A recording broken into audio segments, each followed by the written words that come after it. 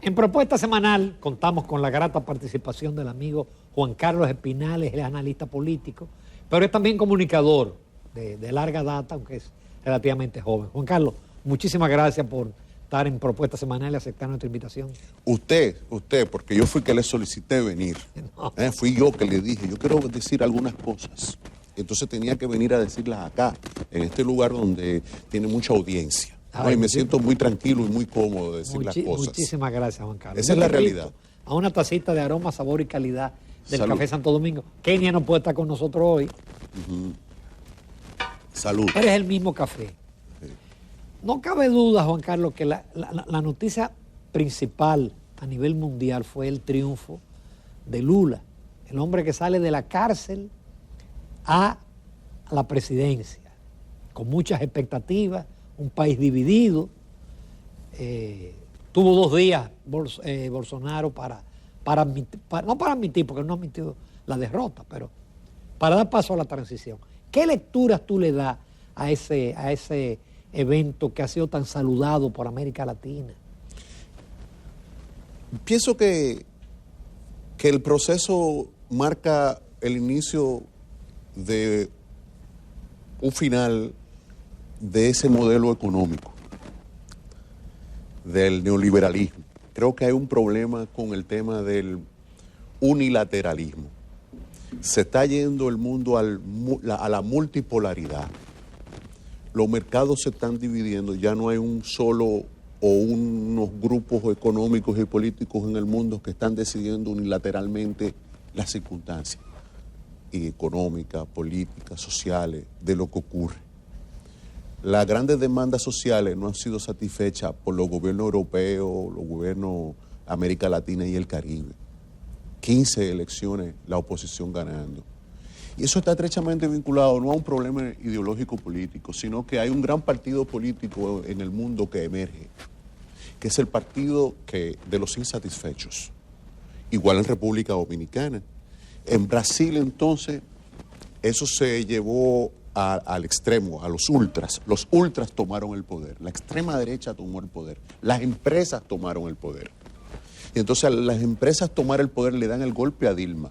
Entonces en toda la región hubo una ola de golpes de Estado, de encarcelamientos y un proceso que se está dando en República Dominicana que se dio en toda la región, que se llama lawfare, es decir, la persecución de adversarios y objetores políticos a través de la instrumentalización de la justicia, del Poder Judicial, para generar, por ejemplo, la desaparición de los partidos políticos tradicionales. Y entonces han llegado una serie de elementos al gobierno, al Estado, a dirigir el Estado, con una vocación que no es estrechamente vinculada al presupuesto de las demandas sociales, de la gente, sino de demanda de grupo económico. Y bueno, el Estado de Derecho, la Constitución pasó a un segundo grado, pero eso iba afectando a las clases medias, a los trabajadores. Entonces los trabajadores y las clases medias latinoamericanas y caribeñas, y lo podemos llevar ese mismo caso al tema europeo, vieron retroceder en materia económica sus necesidades básicas cubiertas. No cubro mis necesidades básicas, no cubro el tema de no tengo agua suficiente, teléfono, no tengo servicios, no tengo emergencias públicas. Entonces, bueno, el problema eres tú. Entonces, eso es lo que está realmente ocurriendo. Sobre todo, además, que hay que vincular al tema del afianzamiento del militarismo. El toque de queda, el confinamiento son medidas militares, es una doctrina militar. Y entonces, esa doctrina militar se impuso por encima de la Constitución en COVID, en República Dominicana, y nosotros vivimos un proceso de dictadura si no hubiese sido por la justificación del COVID. Si le quitamos la justificación del COVID, hubo una dictadura durante 550 días en República Dominicana, en términos de que bien si ellos buscaron el tema de la justificación en el Congreso, pero eso provocó que los dominicanos, que los ciudadanos se quedaran sin agua, sin luz, sin salario, sin comida suficiente, confinados 550 días. Eso provocó, entonces, está provocando un proceso de ingobernabilidad acelerado que va a continuar manifestándose porque las medidas de choques económicas, tasa cero, endeudamiento externo, insumos, cooptar los insumos médicos, va a provocar, por ejemplo, problemas de salud mental, va a provocar ansiedad, va a provocar miedo. Entonces ahora esa política de miedo que se indujo y que se preservó en Brasil fue la política de miedo, del miedo contra lo diferente, contra los migrantes, contra el débil, contra todo lo que pensara diferente a ese modelo. Entonces el liberalismo occidental concluyó en términos de ese modelo económico.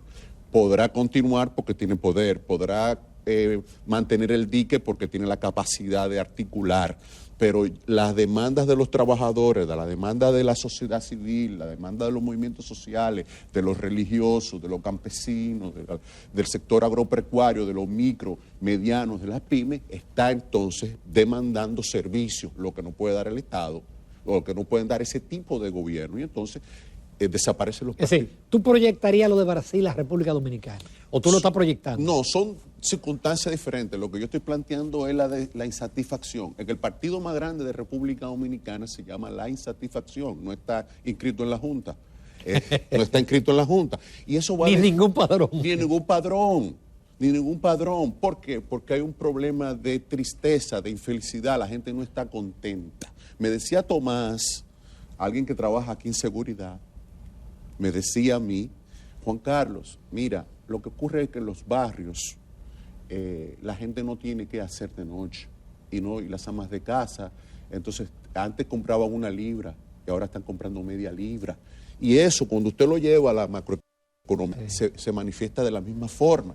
Entonces aquí en República Dominicana viene una gran división política en el PRM y en los partidos políticos. Va a continuar la fragmentación. Yo tengo una historia así. Yo tengo, voy a un banco a sacar dinero y el guardián me dice, no es mucho amigo, dice, mira, la factura de luz me subió de 700 a 1200. Por ejemplo. Me dijo, entonces, ¿tú sabes qué eso significa? Que yo ahora puedo comprar menos pastillas para la presión. Para la presión y para el azúcar. Por ejemplo.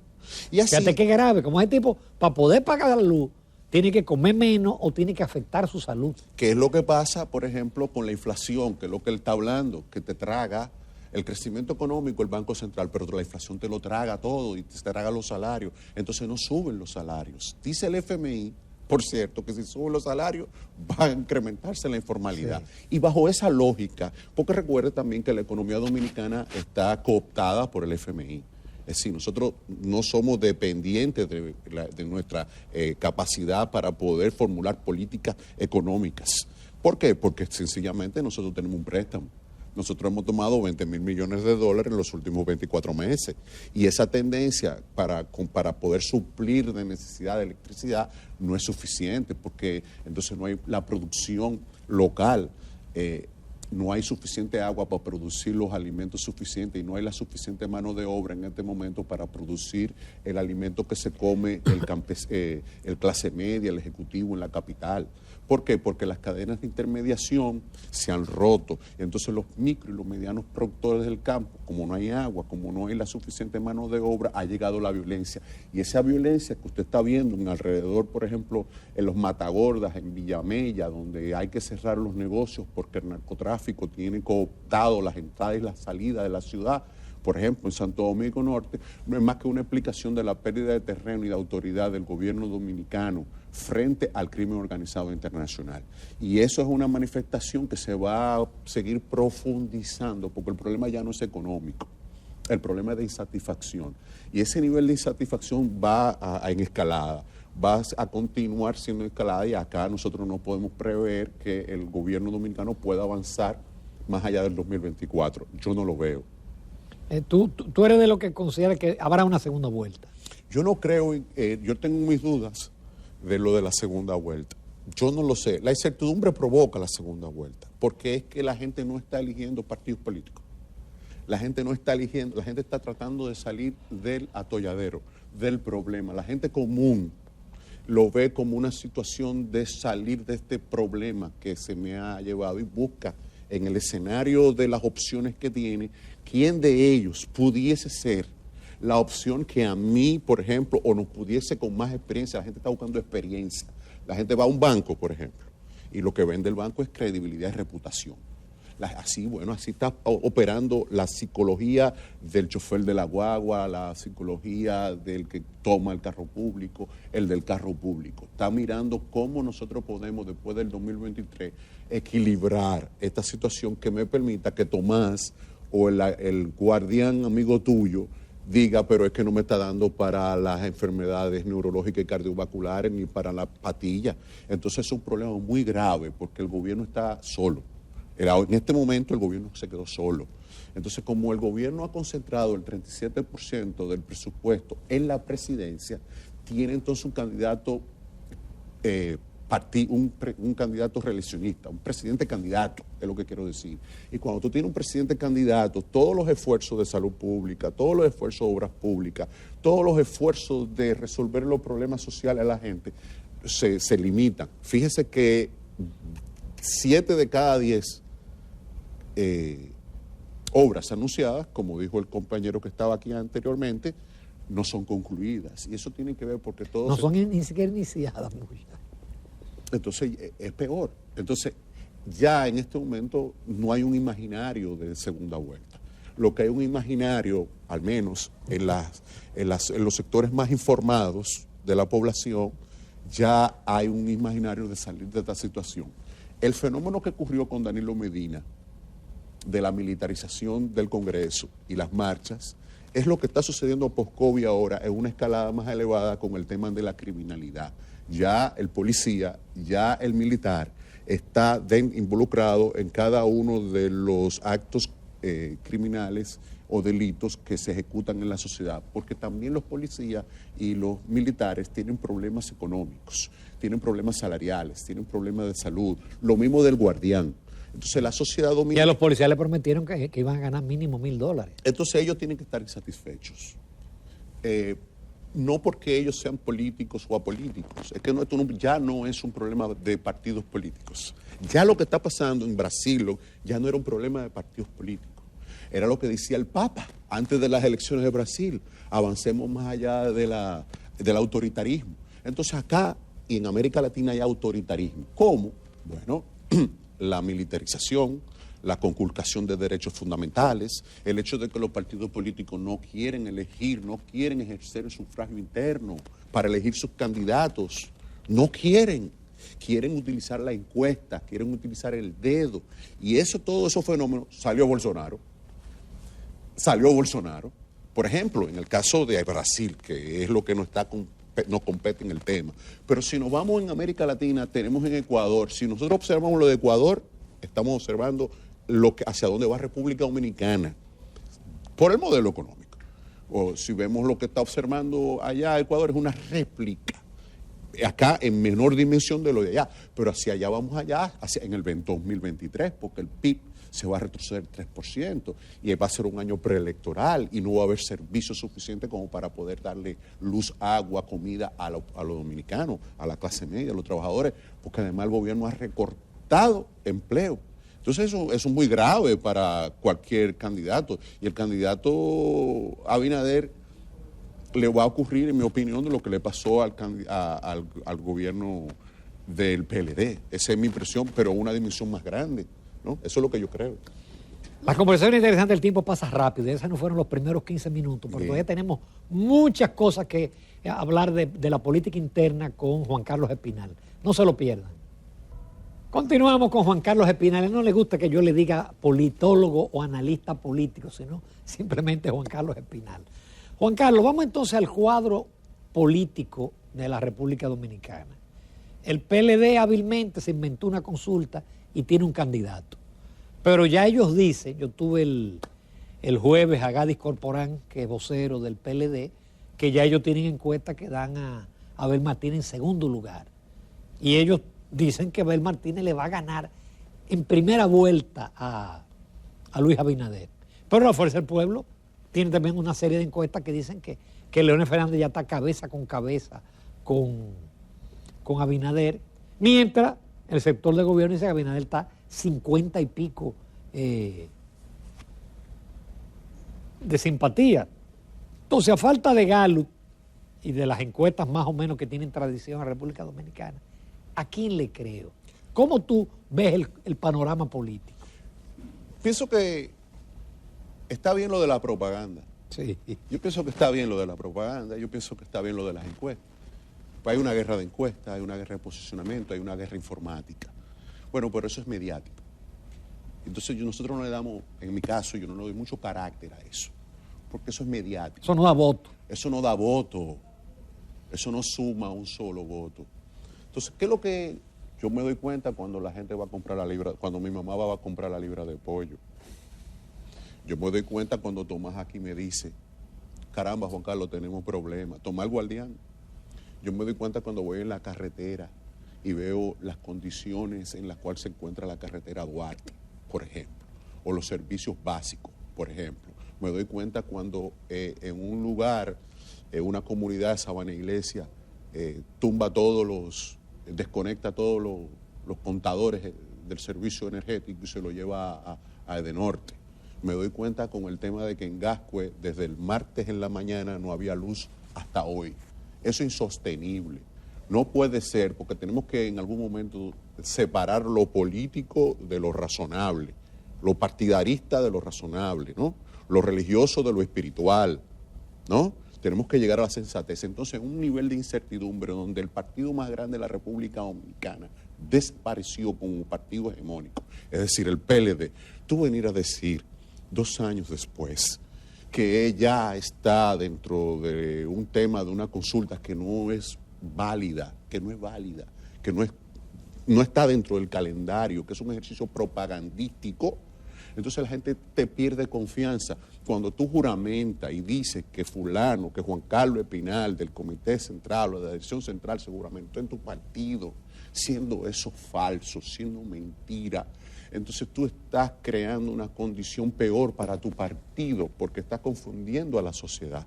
Y la sociedad pudo haber estado confundida el 5 de julio de 2020, pero tomó una decisión. La decisión del 5 de julio del 2020 fue salir del PLD. Fue salir de eso. Entonces ahora eso condujo a un tripartidismo. Y entonces ese tripartidismo dentro de la crisis que existe se convirtió en un bipartidismo porque había un partido que no daba confianza. Gonzalo Castillo no levantaba la confianza a los empresarios, a quien produce empleo, al que genera riqueza.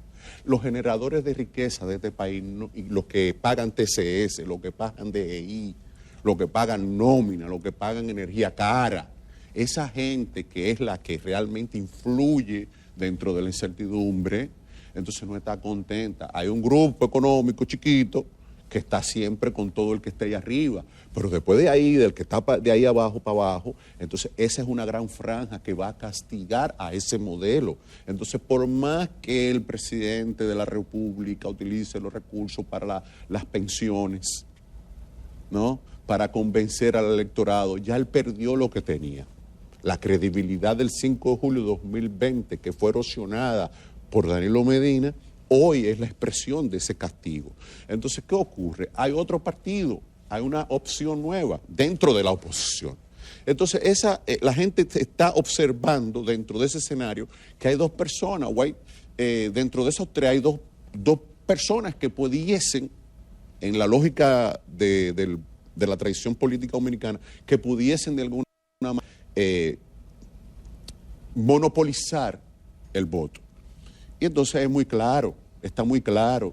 Abel, pienso que estará, Abel, el candidato presidencial del PLD, de su consulta. Yo pienso que él estará pensando en el 2028. Ellos estarán pensando de alguna manera en que el resultado del 5 de julio de 2020, hacerlo olvidar un poco, ¿no? Ellos están tratando de hacer olvidar la militarización. Ellos están tratando de olvidar los 39 contratos de obras públicas del fraude del 6 de octubre. Yo pienso que ellos están olvidando el tema de la división. Para ellos retornar tendrán que hacer el mismo camino, emprender el mismo camino que emprendió Leonel. Porque mire qué ocurre, no se trata de Leonel Fernández, se trata de un proceso de restauración social, político, económico, institucional de la República Dominicana. República Dominicana ha pasado de ser uno de los países, o quinto o sexto país de mayor captación de divisas en América Latina, para convertirse entonces en un país que está creciendo, pero con una inflación que se traga el crecimiento, donde no hay producción. Y entonces esa es mi medición. Yo no tengo otra medición que no sea la insatisfacción. Entonces la insatisfacción va a decidir las elecciones. Y yo no creo que sea segunda vuelta. Yo pienso que la gente va a tomar una decisión para salir de eso rápido. Esa es mi impresión. Lo que tú no sabes si es Abel o es Leonel. No, Abel no podrá ser. Abel no lo es.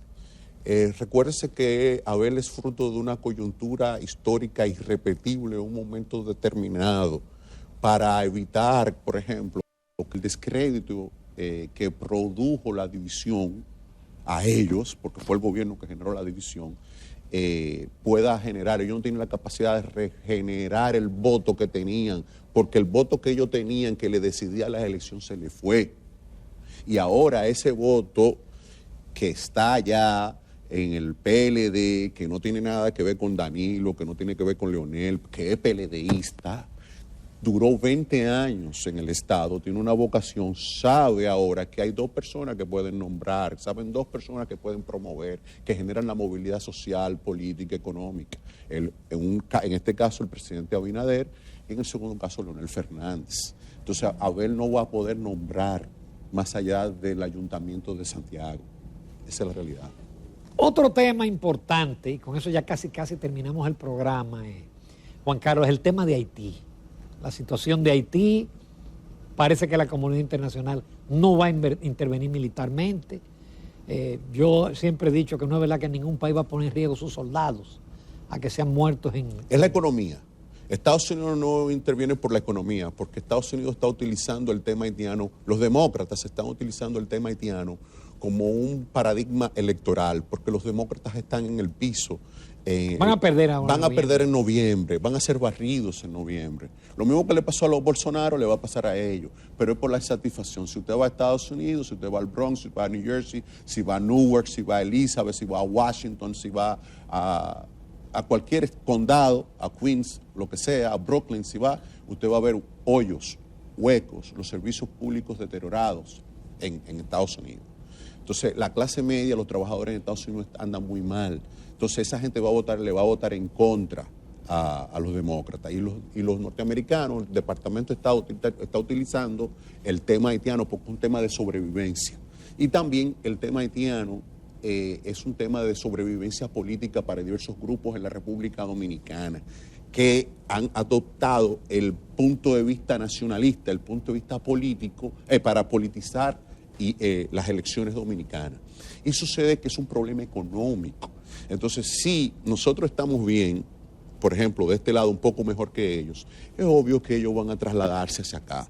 Ahora, ¿qué está ocurriendo? Es que hay un golpe de Estado, se asesinó al presidente Jovenel Moïse y lo mataron mercenarios con armas norteamericanas. ¿Y qué está pasando allí? Ariel Henry no es más que un golpista. Y los haitianos quieren elecciones libres, como nosotros en el 65 que nos invadieron, que estábamos demandando elecciones libres. Eso es lo que ellos están haciendo. Entonces hay grupos allá en Haití de la sociedad civil, movimientos sociales, los partidos de izquierda, los partidos liberales, es decir, CARICOM. Hay nuevos actores, Rusia, China, hay nuevos actores en el Caribe. Ya Estados Unidos no está decidiendo las elecciones como la decidió el 5 de julio aquí. Fue Estados Unidos que decide las elecciones acá. Entonces, ¿por qué? Porque permeó las elecciones. La inteligencia norteamericana permeó las elecciones. Ya eso no va a ser posible. No fue posible en Brasil. Metieron preso al presidente de los norteamericanos. Lo metieron preso. Inocentemente. ¿Qué le salió? Le salió eso. Entonces, República Dominicana, los problemas de seguridad de Haití se reflejan a lo interno. Y las políticas que desarrolla el gobierno dominicano no son políticas adecuadas porque son políticas constrictivas, de constricción, es decir, usar el ejército, militarizar la frontera, utilizar más de 1.800 millones de dólares, entre ellos 250 millones de dólares de los norteamericanos del Departamento de Estado del Tesoro, sin pasar por el Congreso. Entonces eso lo está haciendo el presidente Abinader personalmente. ¿Me entiende la lógica que yo le estoy haciendo? Eso lo está haciendo el gobierno solo, eso que está haciendo, y eso lo va a pagar caro, porque eso está generando una despoblación en las provincias fronterizas. Y entonces esa situación va hacia guerra civil y nos está afectando ya en materia de seguridad, pero no tiene que ver con el problema de los haitianos. Tiene que ver con un problema con que los norteamericanos están politizando eso, buscando elevar las encuestas a Biden, que va a perder. Sí. Y entonces Trump lamentablemente va a volver. Trump quizá no vuelva, pero Trump va a apoyar. Pero si el candidato vuelve. Trump no tiene posibilidad de volver. Trump está desacreditado. Trump lo que tiene sí 78 millones de votos en el bolsillo. Y él está manipulando eso porque recuerdes que él está siendo investigado en este momento por la Fiscalía, está siendo investigado por el FBI. Recuérdese que también hay una división en el Partido Republicano y en el Partido Demócrata. Los moderados, los conservadores, están enfrentados a los liberales porque entonces la izquierda norteamericana tiene chance en las municipales. Es decir, y los ultras de la extrema derecha, del grupo Tea Party y de los Patriots que ocuparon el Congreso, tienen oportunidad. Entonces, eso está pasando en el mundo entero. Y aquí, entonces, República Dominicana, lo de Brasil se refleja, pero no ideológicamente, sino culturalmente. Hay una cultura del rechazo al poder, hay una cultura del rechazo al que no me resuelve el problema. Y eso se está manifestando internamente, incluso en todos los partidos políticos, porque hay una movilidad social postgeneracional que se está dando a partir de que yo veo lejos mi futuro. Entonces esa ansiedad es lo que está generando el tema de Haití frente a el gobierno dominicano. El gobierno de Luis Abinader entiende que eso le puede generar a él una política nacionalista que va a crear efervescencia dentro de la población que está dominicana, que está pasando hambre, y va a votar por él porque está defendiendo al país. Y eso es errado, porque lo que resuelve el problema... La preocupación del dominicano es la inflación. Es la inflación. Y la seguridad. Y la seguridad, exacto. Entonces, cuando tú tienes el hecho de que, por ejemplo, en los hospitales públicos no haya... ¿cómo se llama? Las sillas ruedas, insumos, medicina.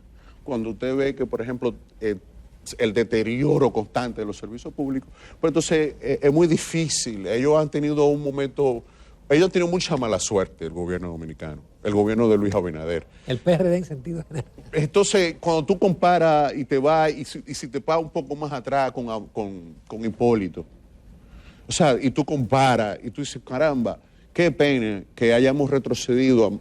Ahora mismo la economía dominicana ha retrocedido al año 2000. Ahora mismo, claro, COVID, claro, los containers, los precios, la intermediación, pero no ha habido una previsión local. Y esa previsión local se está tragando al PRM. La reelección se está tragando al PRM porque hay gente que quiere que él pierda. Sí, porque si él gana, se va a llevar toda la generación. Si él gana, se va Leonel. Si él gana, se va Danilo. Desaparece, ¿no? Entonces él hegemoniza. No, y gente de su partido se van también. Todos. Entonces por eso no va a ganar. Porque si él gana, en esta circunstancia histórica, política, entonces el PRM se erigirá en un partido único. Porque entonces va a absorber al PLD, ¿no? Y va a absorber a parte de las fuerzas del pueblo. Porque es el que puede dar, es el que puede hacer cosas. Entonces en ese escenario no va a desaparecer Danilo Medina. En ese escenario no va a aparecer Leonel. Los partidos políticos saben que si él gana, ellos van a desaparecer. 20 de 27 partidos políticos no sacó 1% el 5 del 2020. Esa situación se va a prolongar en el tiempo. Entonces, eso inhabilita al presidente Abinader en términos de la reelección, ¿no? Entonces, eso allá adentro, entonces viene una división como pasó con el PLD. En el PLD ahora viene otro fraccionamiento, porque en el PLD el comité político no puede garantizar lo suficiente empleo, la suficiente credibilidad y garantía al votante PLDista de que mañana habrá una satisfacción. Quien puede dar esa satisfacción es el presidente o Leonel Fernández, frente a Abel, frente a Margarita, frente a Gonzalo, o al que le pongan, porque no se trata de un problema de Leonel Abel o Leonel Abinader, se trata de un problema básico de que un mangú cuesta $10 según el Listín Diario. Sí. según el Listín Diario. Juan Carlos, se nos acabó el tiempo, pero te agradezco y qué brillante y lúcido tu análisis. Gracias, profesor. Coincido en gran parte Gracias, de tu profesor. análisis. Gracias. Muchísimas profesor. gracias. Gracias, profesor. Continuamos en Propuesta Semanal.